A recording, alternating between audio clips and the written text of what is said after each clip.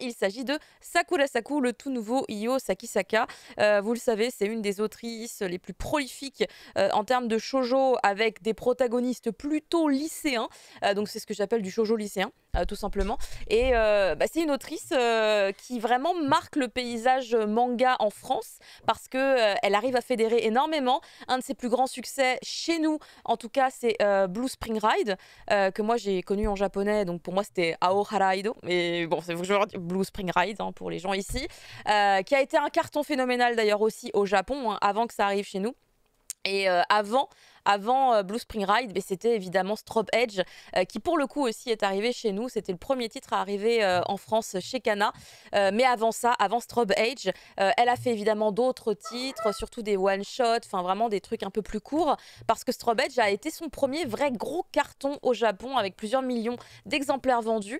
Et c'est pour ça que du coup Strobe Edge a été le premier titre à arriver chez nous. Donc quelque part, on va dire que depuis Strobe Edge, on ne rate plus un seul titre de notre cher Io Sakisaka. D'ailleurs, en plus, il me semble qu'Anna avait sorti également quelques tomes de short stories et tout. Donc vraiment, je pense qu'on doit être assez complet sur finalement la carrière de l'artiste.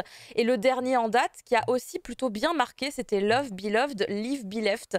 Et il faut savoir que sur ce nouveau titre qui arrive et qui donc est très attendu, car on a un public qui est très fidèle avec cet artiste, Sakura Saku, les gens vont être très contents. Ça parle un petit peu de Love, Beloved, de Leave, Be Left. Ça parle aussi un petit peu de Blue Spring Ride, mais c'est des petits clins d'œil, on va dire. C'est plus du petit clin d'œil que vraiment une suite ou un spin-off ou quoi que ce soit. Mais après, chacun fait les connexions qu'il a envie, hein. Mais vraiment, moi, j'étais très contente de voir ce titre arriver parce que j'aime bien ce qu'elle fait. Je suis pas forcément fan de tout parce que Strobe Edge, je me souviens que j'avais pas forcément trop accroché au départ, mais en vrai, peut-être faudrait que je retente, hein. Strobe Edge, j'ai lu ça il y a plus de 10 ans. Donc peut-être que ma manière de lire, d'apprécier aussi a évolué. Blue Spring Ride, par contre, waouh! Waouh, waouh, waouh, gros coup de cœur pour moi. Ouais, J'avais ouais, adoré. J'ai ouais. lu plusieurs fois, d'ailleurs. On est ensemble. Voilà. J'ai découvert quasiment le shoujo avec ça. Bah, c'est Euh, sympa, hein. Après, c'est une catégorie de shoujo pour moi, où voilà, ça se passe au lycée avec des protagonistes lycéens, et c'est vraiment une catégorie particulière avec ses propres codes et sa propre manière de fonctionner, et Ah, c'est moi vraiment j'adore. pour moi une reine dans ce domaine-là. Donc là, on repart dedans, tu vois, littéralement, on est dedans. Alors, j'ai pas lu Love, Beloved de Leave, Be Left, donc peut-être qu'il y a des éléments que je vais pas détecter parce qu'il y a peut-être vraiment des connexions hein, entre celui-ci et le précédent. Il y en a. Parce qu'il y a déjà un personnage, hein, elle le dit Il y a un l'autrice hein, dans le personnage. manga. Elle nous dit oui, vous avez vu, j'ai mis ce perso. Et je fais ah d'accord, ok. C'est celui du manga d'avant. D'accord, ok. Bah, je l'ai pas lu, merde. Chier. Mais là aussi, voilà, on est sur un grand succès. Il faut savoir que depuis donc quelques temps maintenant, tout ce qu'elle fait au Japon, il y a ou du drama, ou du film, ou de l'animé, il y a toujours un truc. Ça ne s'arrête plus. Donc Sakura Saku, moi je vais être très optimiste et je vais dire oui, à un moment donné, il y aura un animé, ou il y aura un drama, ou il y aura un truc. Il va mériter lui aussi. Ça démarre hyper bien. On est sur une autrice où, de base, on va dire qu'en termes de narration, c'est beau, c'est plutôt fluide, c'est agréable à lire. Là, on est sur un manga parfait. Sakura Saku, c'est un très très bon tome 1 à mon sens. Il n'y avait aucun temps mort. Et après, on retrouve évidemment les codes qui sont alloués à ce genre-là, avec voilà les lycéens et ces petits indices disséminés dans ce premier volume, qui nous amènent doucement à peut-être entrevoir justement ce qui pourrait se passer par la suite. On va suivre tout d'abord notre héroïne qui s'appelle Saku. Je fais ok, on a un élément du titre. Premier indice. On va suivre notre petite héroïne qui s'appelle Saku, qu'on voit ici d'ailleurs justement sur les pages juste à côté. C'est le tout début du volume. Elle est dans un train, elle se dirige quelque part et elle se sent pas bien. Et là, elle sent qu'elle va faire un malaise, elle se dit oh là là, j'ai trop chaud, je suis pas bien, je suis stressée, et elle se dit je vais m'évanouir, va se passer quelque chose, jusqu'à ce que quelqu'un, et vous voyez bien qu'on ne voit pas du tout qui, va ouvrir la petite fenêtre du train, et il y a un petit vent frais qui va arriver qui va lui éviter finalement de tomber dans les vapes. Et elle se dit waouh, la personne est trop sympa, c'est génial. Sauf que bah finalement non, pas de bol, hein, elle va quand même vraiment tomber dans les vapes et elle va se faire embarquer bah du coup dans une espèce de petit koban à côté d'une gare où elle va pouvoir bah, se réveiller et genre tout est ok quoi. Elle a toujours son sac, elle a toutes ses affaires et comme c'est le cas au Japon, quand on aide quelqu'un et que la personne n'est pas consciente, ou même si la personne est consciente, on doit toujours dire qui on est. Du coup, la personne a laissé son nom et son numéro de téléphone. Du coup, pour elle, cette personne, c'est son sauveur, c'est son dieu. Et cette personne s'appelle Sakura. Alors là, le prénom, c'est quoi? C'est Ryosuke. Sakura Ryosuke. Sakura, c'est le nom de famille. Et du coup, bah, elle, ça va être purée, mais c'est qui ce Sakura Ryosuke? C'est incroyable et tout, c'est phénoménal. C'est mon dieu, mais vraiment, là, on n'est pas sur To Your Eternity, mais là, il y a un bouleversement pour notre héroïne où elle se rend compte que quand on vient en aide aux gens, bah derrière, il peut se passer de belles choses. Et elle décide à ce moment-là de changer complètement sa manière d'être et de fonctionner, car elle a toujours été plutôt effacée et vraiment réservée.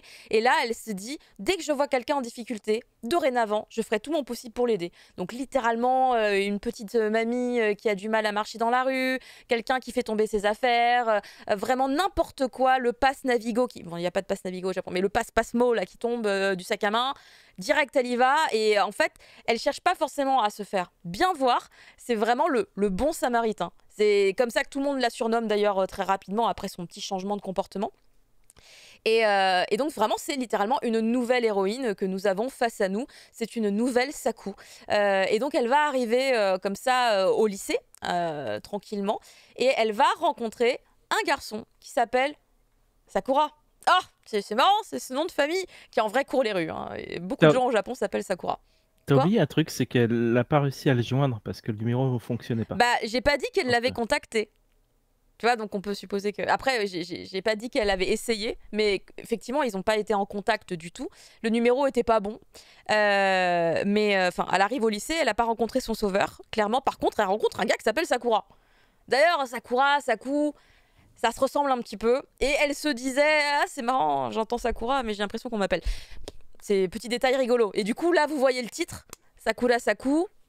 On est sur un ship. Alors qu'en fait, littéralement, Sakura Saku, ça veut dire quelque chose en japonais, puisque Sakura Saku, ça veut dire les fleurs de Sakura bourgeonnent. C'est l'équivalent du mot bloom.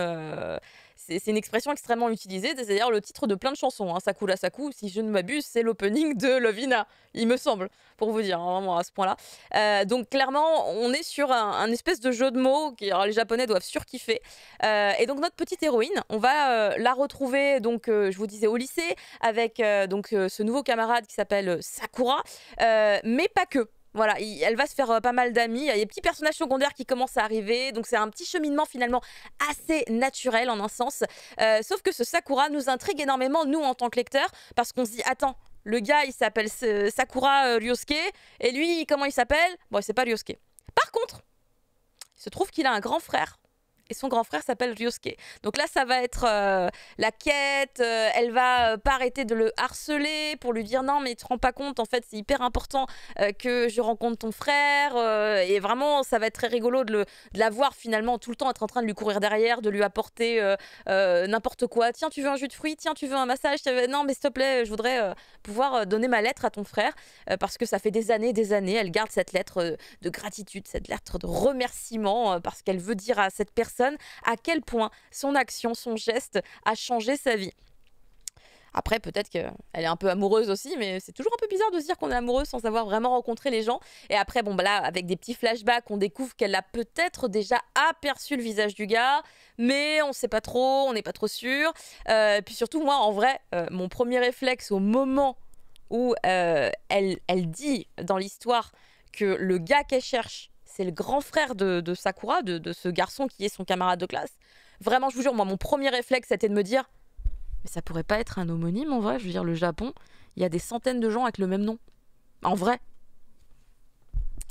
Appelez-moi Détective Conan. Appelez-moi Détective Conan, puisque je peux faire des scénarios de manga. Non mais, en vrai, je pense que c'était quand même un peu une évidence que peut-être il y allait avoir un truc un peu bizarre par rapport à ça. Parce que en vrai, dans ce premier tome, on répond à cette question et en même temps, on laisse planer une espèce de doute. Je sais pas pourquoi. Pourquoi ils font ça? On peut pas être clair dès le début, ce serait quand même mieux. Mais du coup, ce premier tome, rien qu'en finalement quelques pages, on va avoir une héroïne qui change du tout pour le tout. On va avoir une héroïne qui se dirige dans une direction, puis finalement qui se rend compte que passer par ce chemin-là dans sa vie, c'est aussi très sympa. Et ça va la bouleverser d'une autre manière. Enfin, on est sur vraiment les tropes un petit peu classiques du shoujo manga avec implication forte de romance. car finalement, ça va beaucoup donner ça. Et ces petits personnages secondaires aussi autour, on les ship. Oh là là, je vous jure que c'est terrible comment je les ship. Frame 1, quoi. Page 1, j'ai vu tel perso, j'ai fait... Il y a un truc. Et la page 2, j'ai vu l'autre perso, j'ai fait il faut les shipper ensemble, c'est pas possible autrement. Donc je le sens venir gros comme une maison. Mais ce qui est cool avec Io Sakisaka, c'est que même quand on se dit que ça pourra aller dans cette direction, tu vois, tu sais que le chemin va être sympa. Tu sais que ça va être agréable à lire, que tu vas passer un bon moment, car on n'est pas évidemment dans un manga d'enquête, on n'est pas dans un manga qui... va te pousser à de la réflexion, tu vois, c'est pas l'Orient Express. Donc on n'est pas en train d'essayer de deviner ce qui va se passer, on est là pour vivre un bon moment, c'est agréable, ça réchauffe le cœur. Moi j'ai beaucoup souri à la lecture de ce premier volume et je l'ai trouvé parfait, je l'ai trouvé très bien, classique en un sens, mais très efficace dans son propos. Et pour moi c'était un grand oui. La fin de ce premier volume me donne très très envie de me diriger vers le tome 2. Regardez-moi la couverture du tome 6. Le mec Sakura, il est classouille de fou en plus. Donc il donne très très très envie aussi. Comme Fumble Fatigue homonyme, quoi. Qu'est-ce donc? Tu as un homonyme qui s'appelle Fumble Fatigué. Il manquait peut-être un « et » en vrai, c'était peut-être ça. Mais je sais pas ce qu'il dit. je sais pas non plus. J'ai pas compris le truc. Mais... Parce qu'il n'y en a qu'un comme toi, voyons, Fumble. Il n'existe pas d'homonyme, évidemment. C'est vrai que j'étais en train de m'endormir, mais j'ai un petit coup de barre, c'est vrai. Ah bah écoute, il est 23h, donc en même temps, ça peut jouer. Fumble Sakura. Non. C'est le daron. Fumble, c'est le daron, et en fait, il est dans le manga. Alors toi, Fumble, je sais que tu l'avais lu et que tu l'attendais avec impatience aussi, ce tome 1 de Sakura Saku. Je l'ai trouvé un petit peu complexe dans la narration, parce qu'il y a beaucoup de trucs à mettre en place. Bon, à quel niveau? À quel niveau? C'est pas ma sensation du tout. Je peux pas raconter. Ah oui, d'accord. Enfin, tu as un peu tout dit, mais toi, t'as lu le Love du flashback, il y a... Ouais. Il y a le fait que, en fait, je l'ai déjà connu, mais j'aime bien le thème, parce que ça pose un thème qui est de... En fait, si tu as construit tes sentiments sur un truc où qui tu t'es planté, pas. qu'est-ce qui se passe? Ça m'a fait marrer. Oui, voilà, c'est ce nouveau chemin qui se propose à elle qui est sympa. Mais en fait. C'est que le début, donc il y a encore beaucoup de choses à voir. Après, moi... je suis pas sûr que l'héroïne plaise à tout le monde, mais... Ah bon? Parce que la série précédente, tu avais un binôme quand même, où tu avais deux héroïnes qui étaient très différentes. Et... Oui, c'est ce que j'ai lu dans les résumés de l'autre série, ouais. Il y en avait deux, là il y en a a priori qu'une, mais peut-être que, tu sais, la pote qu'elle se fait au tout début, peut-être que ça va devenir un personnage un peu plus imposant dans les tomes par la suite. Un truc que je comprends pas, c'est que la fille sur le... Enfin, c'est elle sur la couverture, mais on la reconnaît pas du tout. Elle a pas la même tête. C'est elle sur cette couverture du tome 1? Bah oui, bien sûr. Bah, regarde, elle a pas la même longueur de cheveux. Alors, là, depuis tout à l'heure, en fait, dans ce qu'on a, nous, on a que. C'était au début, c'était au tout début. On a que des images de avant qu'elle soit au lycée. On n'a pas d'image quand elle est au lycée, à part l'image de Sakura à droite. C'est la seule image qu'on a d'elle au lycée. Donc elle est pas là. C'est que Sakura.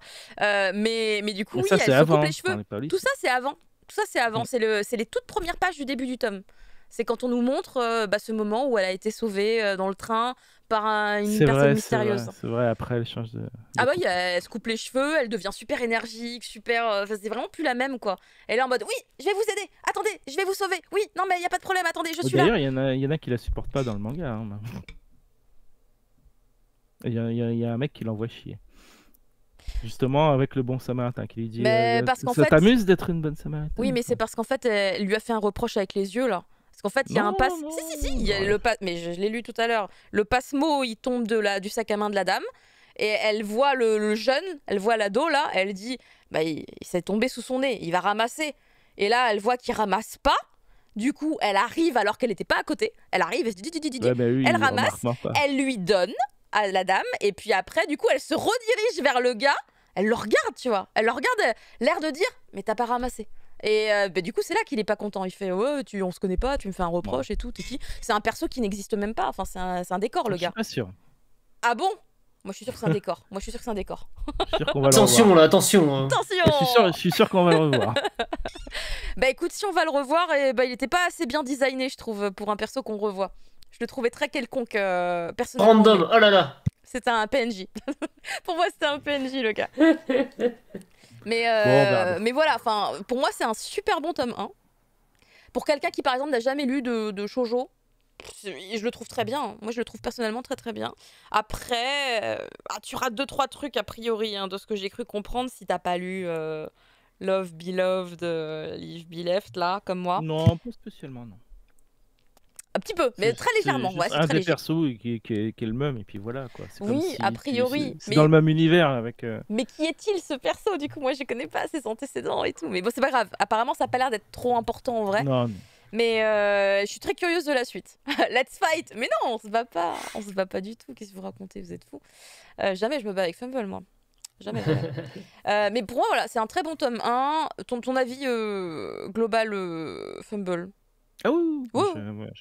Du bon Yo Sakisaka. Sakisaka, personnellement. Ah bah oui. Hein. Du bon Yo Sakisaka, dans l'idée. On reconnaît parfaitement son trait, son Mais il y a déjà 6 tomes de son sortie au chara Japon. design, tout ça, quoi. Je réalise que c'est la couverture du tome 6 qui est là à l'écran et je fais waouh, 6 tomes. Je pensais qu'on avait attrapé la série, genre, tu vois. Tout de suite. Ben non, en fait, il y a déjà quand même 6 volumes de sortie. Waouh. Mais merci quand même, Kana. Merci quand même. Et vivement le tome 2. J'ai très très hâte de pouvoir le lire. Et du coup, je ne vous le montre pas parce que du coup, pareil, là pour le coup, je l'ai pas reçu. Je l'ai pas perdu. Je l'ai pas reçu. Ah, ça va. Donc je l'ai au numérique.